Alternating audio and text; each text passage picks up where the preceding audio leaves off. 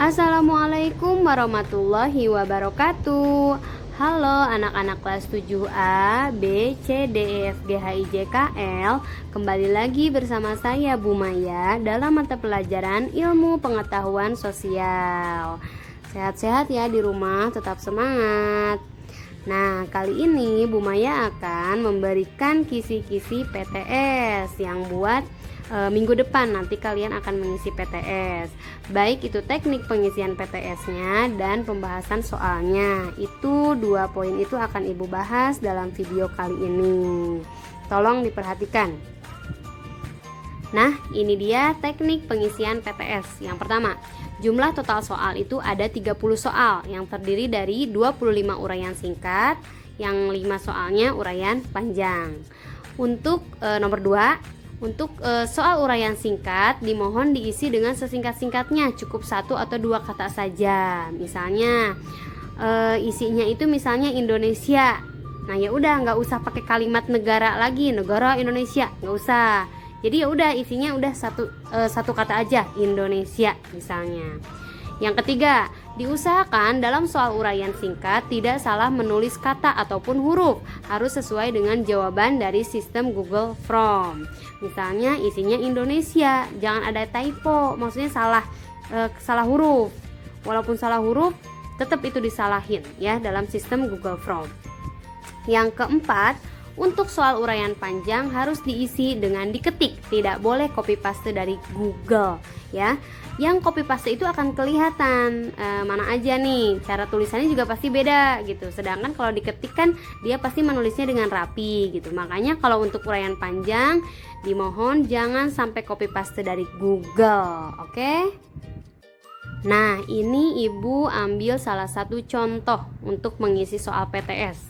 Nah, soalnya Indonesia berada di antara 2 benua, yaitu benua Asia dan benua titik-titik. Nah, kan isinya itu benua Australia. Kalian tinggal ketik Australia saja, gak usah pakai kalimat sebelumnya pakai benua lagi, misalnya gak usah. Atau enggak pakai Australia, pakai titik misalnya, Australia titik, gak usah, nanti takutnya jadi salah di sistemnya. Gak usah pakai titik, koma, itu gak perlu. Cukup kalian pilih nih, ada 3 pilihan itu, tapi nanti di soalnya gak ada pilihan ya. Ini cuma pilihan cara mengetiknya.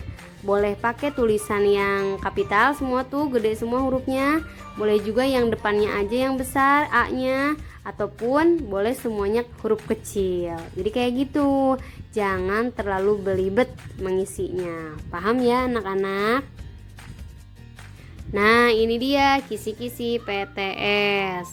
Yang pertama, pengertian peta. Silahkan digarisbawahi, ada di LKS halaman 5. Kemudian yang simbol-simbol peta, kalian cukup menghafal kalimat simbolnya aja.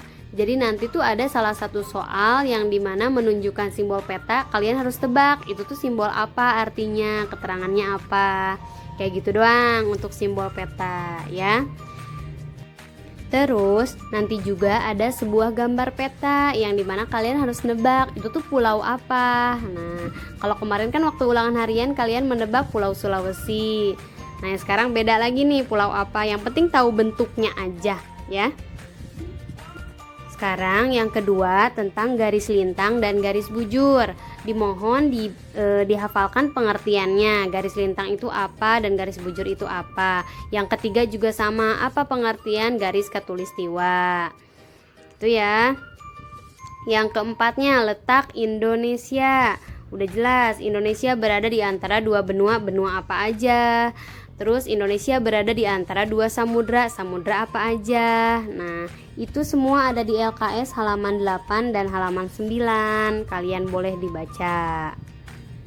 Lanjut, nomor 5, pembagian waktu di Indonesia.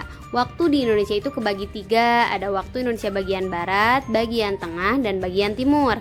Nanti di soalnya itu kalian harus tahu, misalnya Bu Maya menuliskan kota Denpasar adalah salah satu kota waktu Indonesia bagian titik-titik. Nah, cuma bagian tengah gitu doang, tulisnya tengah doang ketiknya.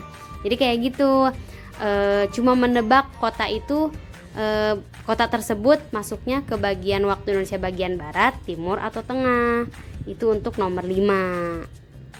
Baik, sekarang nomor 6. Pengertian iklim dan musim di Indonesia. Yang pengertian iklim, kalian boleh buka LKS halaman 33. Di situ ada pengertian iklim sama cuaca. Beda ya pengertiannya ya. Kalau nanti pertanyaannya apa yang dimaksud dengan iklim, nah jangan sampai memasukkan pengertian cuaca gitu. Yang Bu Maya tanya misalnya iklim doang gitu. Kalau untuk pertanyaan musim, nah nanti ada pertanyaan kayak gini. Pada bulan April sampai September, Indonesia mengalami musim titik-titik.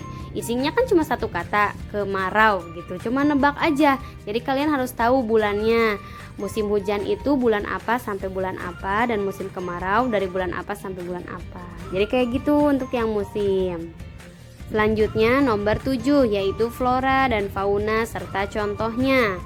Di sini kemarin saat ulangan harian banyak yang salah di materi flora dan fauna. Kalau flora nanti tuh bakal ada soal kalian menebak gambar itu tuh masuk flora bagian barat, bagian tengah atau bagian timur gitu. Jadi banyaknya gambar sih ya gitu. Atau enggak nanti Bu Maya mencontohkan misalnya bunga anggrek adalah salah satu flora yang ada di Indonesia bagian titik-titik. Nah isinya kan timur, ketik langsung timur gitu. Faunanya juga sama, tapi kalau fauna pakai menggunakan tipe yang Bu Maya pernah bilang, ada tipe asiatis, tipe peralihan, dan tipe australis gitu. Misalnya komodo adalah salah satu fauna tipe titik-titik. Isinya apa? Peralihan gitu doang ya. Yang penting kalian tahu tipe-tipenya aja. Ada 3 tipe ya, ingat. Fauna asiatis, fauna australis, dan fauna peralihan. Tapi kalian harus teliti. Kalau misalnya Bu Maya nanyanya tipe, berarti jawabannya kalau enggak asiatis, peralihan, atau enggak australis. Tapi kalau Bu Maya nanyanya misalnya gini, komodo adalah salah satu fauna endemik yang ada di Indonesia bagian titik-titik tengah, jawabnya jangan peralihan. Jadi gitu, yang teliti baca soalnya ya. Kalau misalnya ditanyakan tipe, jawabnya juga harus tipe. Itulah ya, pokoknya paham. Selanjutnya nomor 8, menebak pakaian adat budaya Indonesia. Nah itu mah bisa insya Allah. Gambarnya juga kalian pasti kenal itu pakaian adat provinsi mana ya. Cuma satu kok soalnya yang pakaian adat. Yang ke-9, pengertian penduduk. Nah ini yang materi dinamika penduduk, tapi Bu Maya cuma ngambil tentang pengertian penduduknya aja. Silakan kalian cari tahu apa pengertian dari penduduk. Nah lanjut nomor 10, garis Wallacea dan garis Weber. Apa itu garis 2 itu? Nah jangan salah, kalau garis Wallacea itu adalah pembatas antara fauna, persebaran fauna bagian barat dengan fauna bagian peralihan. Sedangkan garis Weber adalah perbatasan fauna peralihan dengan fauna bagian australis yang bagian timur ya. Itu udah waktu itu Bu Maya udah ngejelasin.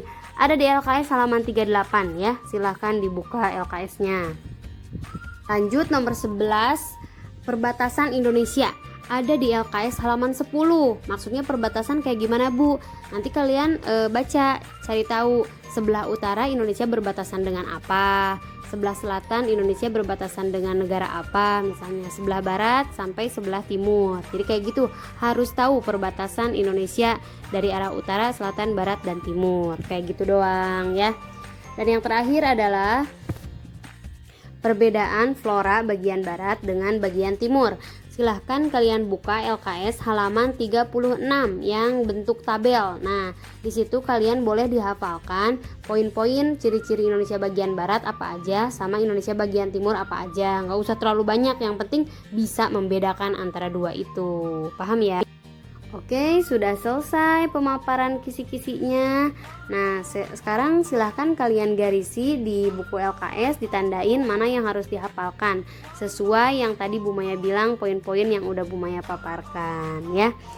Pokoknya ingat, ngisinya nggak boleh belibet, nggak boleh banyak banyak cincong, mau pakai titik, mau pakai koma, mau pakai prolog, jangan, sesingkat-singkatnya ya. Dan jangan typo juga ngisinya, awas hurufnya jangan salah. Udah itu aja, pokoknya semangat terus, mudah-mudahan kalian pekan depan sehat selalu. sampai semuanya bisa mengikuti PTS dengan lancar dan dengan baik. Terima kasih anak-anak. Sekian dari Bu Maya. Assalamualaikum warahmatullahi wabarakatuh.